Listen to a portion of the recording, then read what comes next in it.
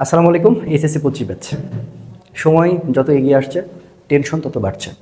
তোমাদের মনের ফিলিং বা মনের অবস্থাটা পুরোপুরি একজন শিক্ষক হিসেবে বোঝার আল্লাহ তাআলা আমাকে সেই সামর্থ্যটুকু দিয়েছেন। তো সেই জন্যই আমি চলে আসলাম তোমাদের সামনে কয়েকটা পরামর্শমূলক কথা, কয়েকটা কথা যেটা তোমার একটু হলে তোমার পরীক্ষাকে খুবই সহজ করতে পারে। তোমার পরীক্ষার প্রত্যেকটা বিষয়গুলো তুমি আরেকটু গুছিয়ে নিতে পারবা। দেখো, অভিজ্ঞতা অনেক কিছু। তো দীর্ঘদিন থেকে পড়াশোনা করাচ্ছি স্টুডেন্টদের, এবং নিজেও আমি ইন্টারমিডিয়েট পরীক্ষা দিয়েছি, এবং এই সময়টা স্টুডেন্টের ভেতরে কী চলে সেটা আমি জানি। অবশ্যই আমি জানি সো কী কী ভুল করে ফেলে সেটাও আমি জানি, কী কী তোমার ভেতরে চলছে, কোন সাবজেক্ট নিয়ে তুমি টেনশন করছো। মানে আমি সব রকম স্টুডেন্টের টেনশনটা মাথার মধ্যে আমি নিয়েছি। এখন যার সবচেয়ে ভালো অবস্থা আছে সে কী ভাবতেছে আমি সেটাও জানি, যার একেবারেই পড়া হয় নাই এই টাইপের ছেলেপেলের কী অবস্থা আমি সেটাও জানি।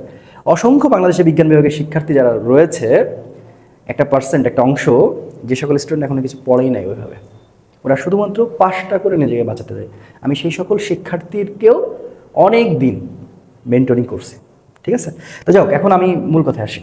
তো দেখো, শেষ 10 দিন নিজেকে কীভাবে প্রস্তুত করলে A+ তুমি পাবে। এই যে আমার এই শিরোনামটা আমি এখানে দিয়েছি। তো প্রথমে আমি একটা কথা বলতে চাই। দেখো, সিলেক্টিভ কিছু অধ্যায় তোমাকে আগে পড়তে হবে। যে সিলেক্টিভ অধ্যায়গুলো থেকে প্রশ্ন আসে, তুমি এতটুকু কিন্তু জানো যে কোন কোন অধ্যায় কোন কোন সাবজেক্টের পড়লে আমার লাভ আছে। আমি ফিজিক্সে বারবার সুন্দর করে বলে দিয়েছি, যেহেতু আমি ফিজিক্সের মানুষ, আমি বারবার সুন্দর করে বলে দিয়েছি, এখানে অস্বীকার করার কোনো সুযোগ নাই। এবং বাকি যে জিনিসগুলো লাগবে দ্রুত আমার চ্যানেলে সবই পেয়ে যাবে। আমি একটু অসুস্থ ছিলাম, যার কারণে আমার একটা দিন গ্যাপ চলে গেছে, কিন্তু আমার কাছে মনে হয়েছে যে না, আমি অসুস্থ আছি, বাট তারপরে কিছু কথা বলে অন্তত ওরা কিছু হলো মোটিভেট হবে ইনশাল্লাহ। আচ্ছা, প্রথম কাজ আমি এখানে একটু পয়েন্ট করে দিলে আমার নিজেরও ভালো লাগবে। সো প্রথম কাজ হচ্ছে মানুষের সাথে কথা বলাটা কমাই দিতে হবে। আচ্ছা, মানুষের সাথে কথা বলাটা কমাই দিবা বলতে আসলে কী বোঝাচ্ছে? তোমার যে কানেক্টিভিটিগুলো আছে সবগুলো বাদ দাও। আচ্ছা, কানেক্টিভিটিগুলো বলতে কী বুঝি?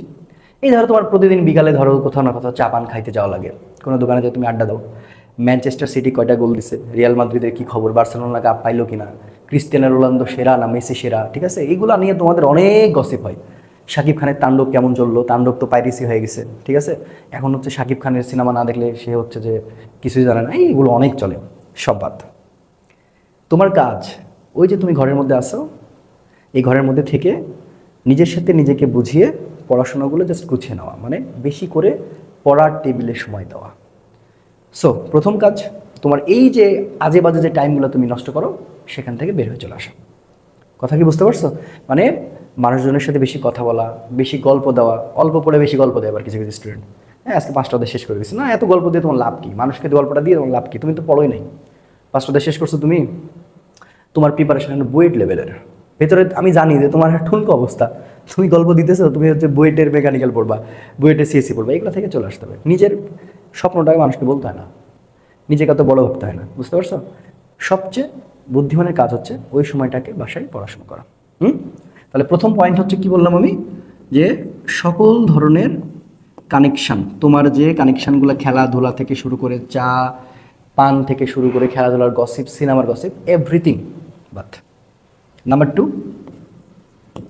ঠিক আছে, অফলাইনে যদি এখনও কেউ কোচিং করতেই থাকো বা কেউ প্রাইভেট পড়তে থাকে, এখনও যদি কেউ প্রাইভেট পড়তেই থাকো, কোচিং অ্যান্ড প্রাইভেট, আমি লাল কালি দিব, অনেক পড়েছো। আমি নিজে অফলাইনে পড়াই, তারপরে বলছি অনেক কোচিং প্রাইভেট করে ফেলেছো, সব বাদ।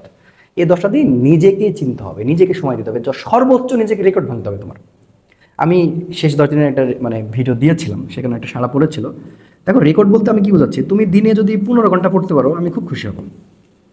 24 ঘন্টার মধ্যে 15 ঘন্টা, মানে জাস্ট তুমি একটা ধ্যানের মধ্যে আসো ভাই। মানে তুমি জাস্ট বিশ্বাস করো, এটাই সত্য যে পরীক্ষার ছুটিগুলোর মধ্যে তুমি যদি ঠিক মতন ব্যবহার করতে পারো, আর এই 24 ঘন্টার মধ্যে যদি 15 ঘন্টা করে আসলে পড়তে পারো, পড়ার মতো করে পড়তে পারো, এই পড়তে পড়তে তুমি এখন ফেসবুকে চলে গেছো, পড়তে পড়তে তুমি ধরো মনে করো যে হচ্ছে কি মেসেঞ্জার করছো, তোমার অনলাইনে ক্লাস দেখার জন্য যতটুকু সময় তুমি সেটা ইউজ করো। তুমি এখন অনলাইনে ক্লাস দেখতে দেখতে দেখতে দেখতে তুমি এখন চলে গেছো মেসেঞ্জারে, তাহলে কিন্তু হবে না, ঠিক আছে?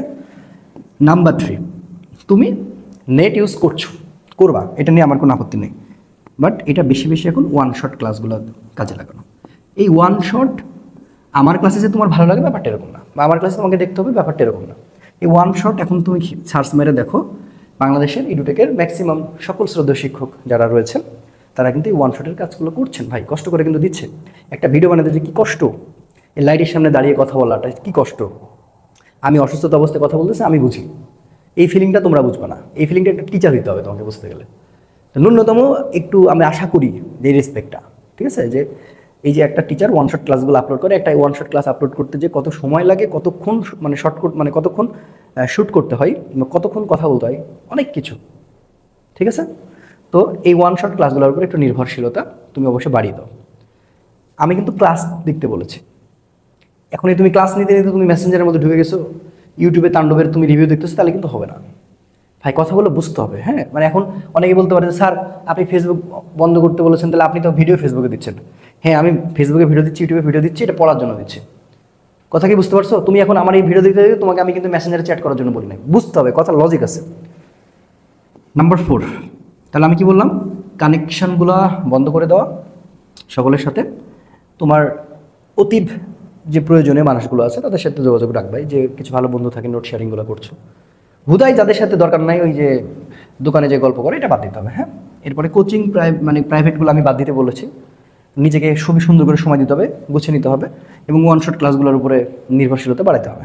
নাম্বার 4, আরেকটা রিকোয়েস্ট করব, তোমরা যে যে ধর্মের আছো, তোমরা তো আমার ভিডিওতে অনেক ধর্মের দেখো, সকলের উপরে শ্রদ্ধা রেখে বলছি যে দেখো, ধর্মের বিষয়টা খুবই সেন্সিটিভ এবং এটা আমরা সবাই বিশ্বাস করি।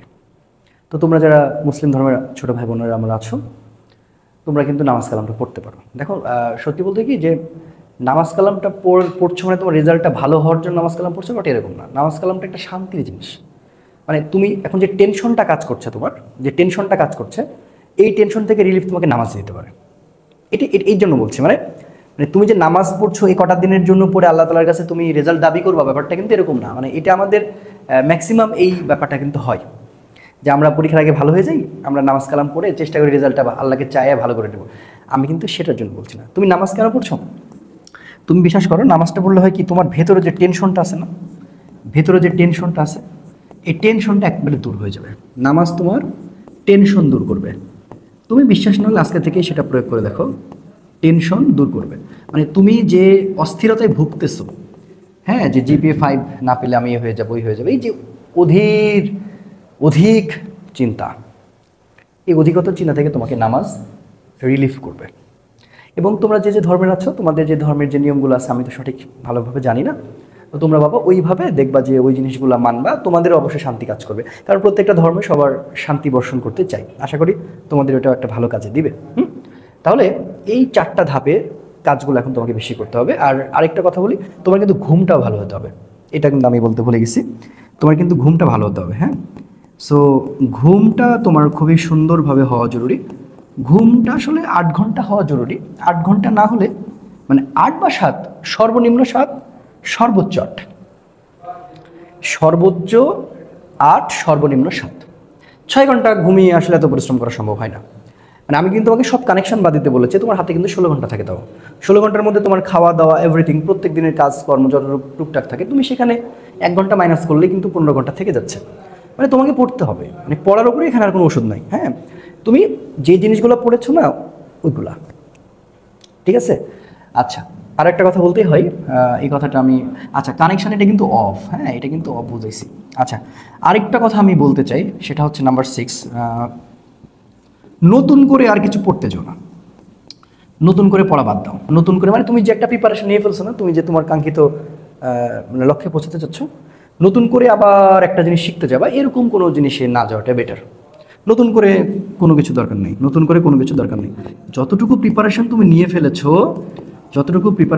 ফেলেছো, কোনো কিছুর নতুন কোনো কিছু দরকার নেই, ঠিক আছে। তুমি ওইগুলা বারবার পড়তে থাকো, হ্যাঁ। তুমি অবশ্যই তোমার যার যেটা মনের খোরাক আছে, যারা এখন A+ পাবো কি পাবো না এরকম ভাবতেছো, এই কটা জিনিস মেনে চলো, তোমার ওই প্রিপারেশন অনুপাতে তুমি A+ পেয়ে যাবা। আবার অনেক স্টুডেন্ট কিন্তু তোমরা আছো যে 4.5 পয়েন্ট, 4 পয়েন্টের জন্য কেউ লড়ছো, তারাও এভাবেই মানো। প্রসেসটা এক, সবার জন্য প্রসেসটা। কেউ যদি বোর্ড স্ট্যান্ড করতে যায়, তাকেও এখন এইভাবেই মানা উচিত, এভাবে মানা উচিত। আই থিঙ্ক তুমি সফল হবে। তো কেউ টেনশন করবে না, প্রান্ত ফিজিক্স তোমাদের পাশে ছিল, আছে এবং থাকবে, সবসময় থাকবে। ওয়ান শট ক্লাসগুলো যতটুকু বাকি আছে সকলগুলোই তোমরা পেয়ে যাবা। আমার জন্য দোয়া করো, আমি তোমাদের জন্য অনেক অনেক দোয়া করি, অনেক শুভকামনা রইল। দেখা হবে ইনশাআল্লাহ বিজয়ের মঞ্চে। আসসালামু আলাইকুম ওয়া রাহমাতুল্লাহ।